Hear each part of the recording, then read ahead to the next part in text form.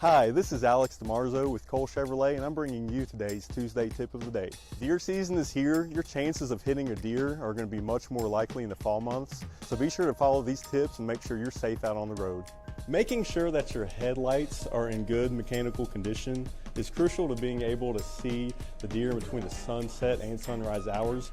If you are experiencing any type of difficulty with your headlamps, just be sure to set up an appointment with the service department. We do offer headlamp services. There has been some debate about the deer whistle. In many cases it does work. In order for this tip to work properly, you have to direct the whistle in front or to the sides of the vehicle in order for the deer to react. Another great tip is to always pay attention to deer crossing signs. Deer are more active in forested areas, but you should always pay attention for wildlife while you're driving. A common instinct is to swerve when you're about to hit a deer. This could lead to a collision with another vehicle. So our tip is to stay in your lane and slow down. Thank you guys for watching today's tip for the day. My name is Alex Dimarzo. I'm a sales consultant here at Cole Chevrolet. I am featuring this brand new 2023 Chevrolet Trailblazer.